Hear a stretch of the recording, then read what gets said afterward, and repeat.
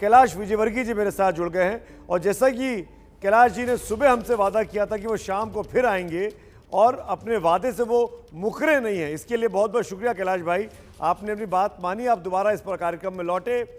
आपका ये दावा आधा सच निकला, आप आ तो गए पर ये आधा सच ही है, क्योंकि 200 तक नहीं पहुंचे हैं आप, ना तो 150 तक पहुंचे हैं, 100 भी नहीं पहुंचे हैं, 75 के आसपास गाड़ी रुक रही है। क्यों कैलाश जी, कहाँ चूक गए आप? अब बताइए। देखिए, बहुत सारी जो अभी प्राथमिक उसमें तो जो 2-3 बातें सामने आई है। एक तो आपको याद होगा, ममता जी ने सारी विपक्ष दलों को एक पत्र लिखा था और पत्र में आह्वान किया था कि हमारी मदद करो। उसके बाद राहुल जी ने चुनाव प्रचार में नहीं आऊँगा ऐसा कह दिया। वो एक्चुअल में कोविड को लेकर चुनाव प्रचार में आने का नहीं था, उनका सरेंडर था। वो सरेंडर हो गई, सीपीएम सरेंडर हो गई, 7-8% वोट सीधा एकदम ट्रांसफ़र हो गया। तो ये भी एक कारण रहा। फिर ममता जी का एकदम बीच चुनाव में कहना कि अल्पसंख्यक समाज मुस्लिम एक हो जाओ, और उसके बाद एक ऐसे वीडियो चले अंदर कि अगर भारतीय जनता पार्टी जीत गई तो मुसलमानों का बंगाल में रहना मुश्किल हो जाएगा, ऐसे वीडियो अंदर ही अंदर चले। तो ये सब चीज़ें रही। थोड़ा-सा इमोशनल चुनाव भी किया गया। वो चेयर पर बैठी और चेयर पर बैठकर आज देखिए परिणाम आ गए तो खड़ी भी हो गई। पूरे चुनाव में चेयर पर बैठी थी। तो कुल मिलाकर एक इमोशनली चुनाव उन्होंने लड़ा, और हम मानते हैं कि कहीं न कहीं हमारी कमी रही। हम सिर्फ़ विकास के मुद्दे की बात करते रहे, हम सोनार बांग्ला की बात करते रहे, और इमोशनली जब इमोशनल करंट चलता है तो फिर वो दिखाई नहीं देता। हमने पिछले कई चुनाव में देखा, श्रीमती इंदिरा गांधी कैलाश जी जी, के निधन के बाद का चुनाव था, आपने वो कहा भी कि आपने इमोशनल विकास के करंट। मुद्दे पर चुनाव लड़ा, पर जनता तो ये कह रही थी आपने पोलराइज किया, आप जय श्री राम बोलते रहे, आप और आपकी पार्टी ने इस चुनावों को लव जिहाद का रंग देने की कोशिश की अपने कैंपेन में, हिंदू वर्सेस मुसलमान करने की कोशिश की, इसीलिए पूरा का पूरा एम फैक्टर मुस्लिम वोट जो है वो साथ चला गया दीदी के। सीपीएम के पास भी नहीं गया, कांग्रेस के पास भी नहीं गया, आईएसएफ के पास भी नहीं गया, वो ममता दीदी के पास खड़ा हो गया।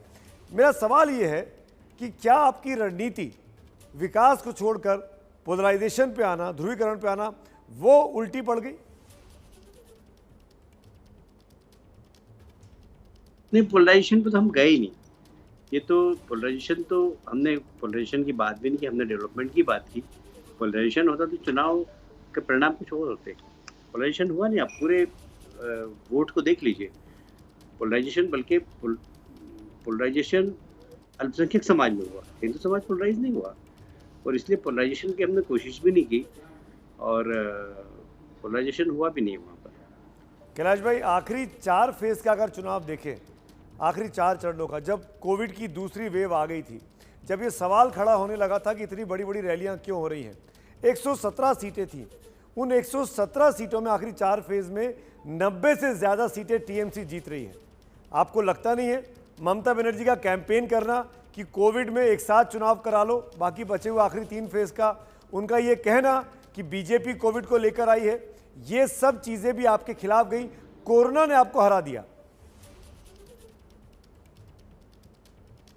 अब देखिए, अभी इसके ऊपर हम मंथन जरूर करेंगे। ये बात सही है कि कलकत्ता की हम जो प्रेसिडेंशियल सीट बोलते हैं उसमें हमारा जो प्रदर्शन है बहुत ही खराब रहा।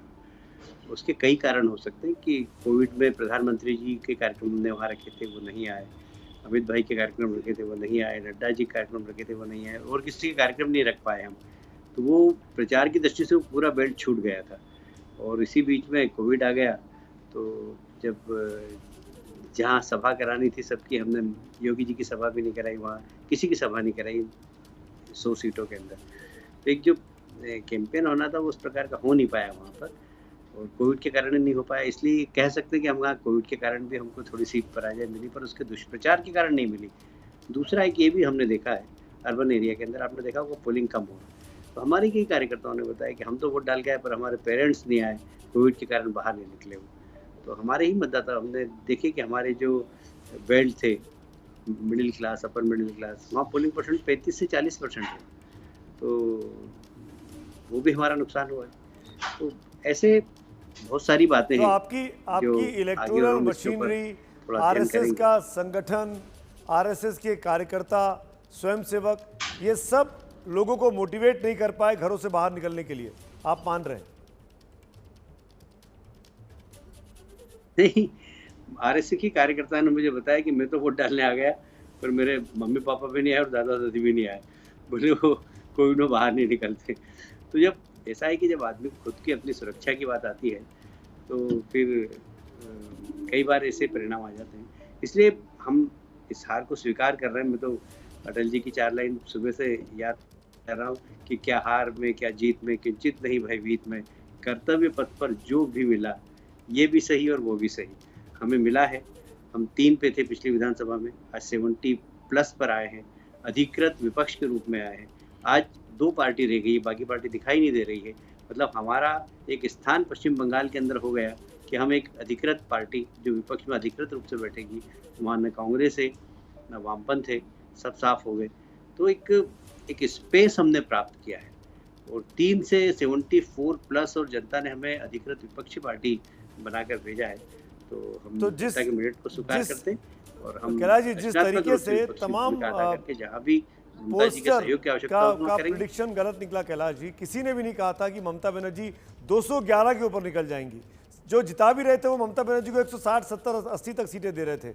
मैं ये कहना चाहता हूँ, क्या जिस तरीके से तमाम राजनीतिक पंडितों का प्रिडिक्शन गलत निकला, वैसे बीजेपी का भी गलत निकला? आपको लगा एंटी इनकम्बेंसी है, आपको लगा कि भाई भतीजावाद है, वहाँ पर आप इनकैश कर सकते हैं, जबकि ममता तो पॉपुलर हो गई थी। 19 के मुकाबले जबरदस्त गेन किया उन्होंने 21 में।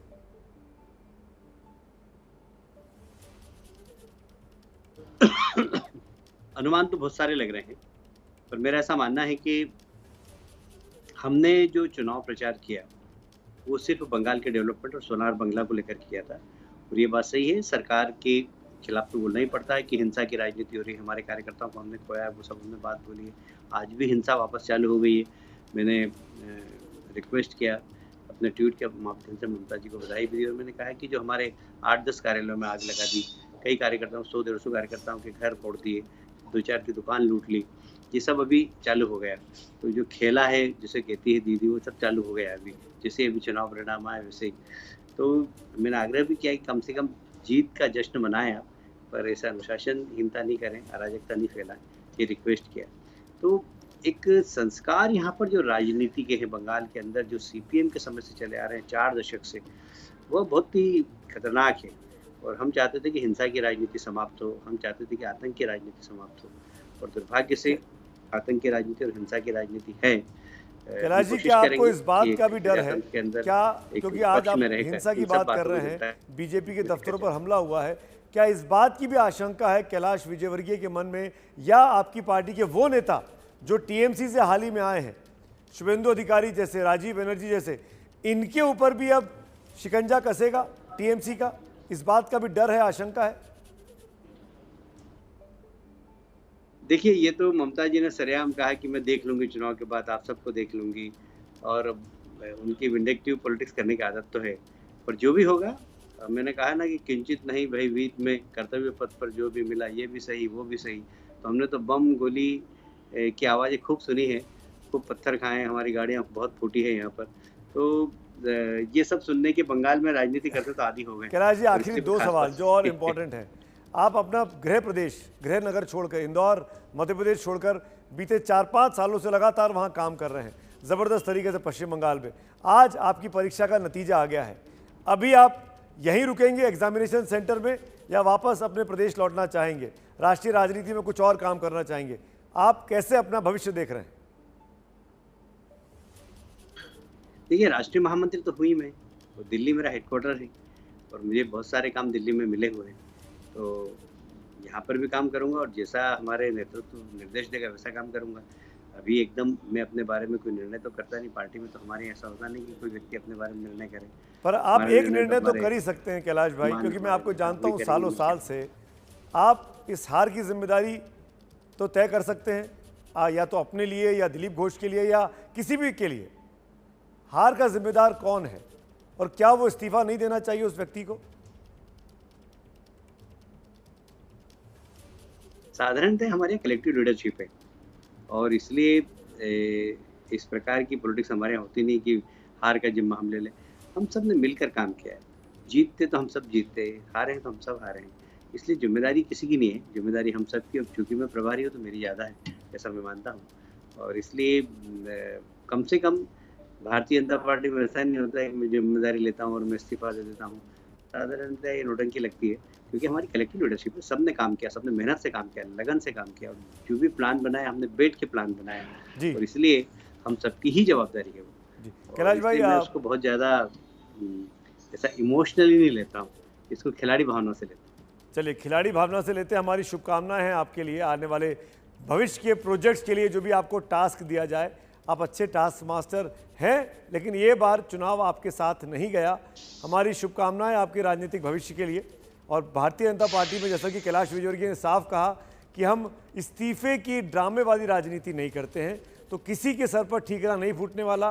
कैलाश विजयवर्गीय अपना काम करते रहेंगे, दिलीप घोष अपना काम करते रहेंगे, प्रधानमंत्री, गृह मंत्री, पार्टी अध्यक्ष, कहीं भी किसी के ऊपर ये ठीकरा नहीं फूटेगा, क्योंकि कलेक्टिव लीडरशिप में ये चुनाव हारा है। अगर कलेक्टिव है तो फिर इस्तीफे भी सबके होने चाहिए, जो कि आसान नहीं है इतना बड़ा फैसला लेना।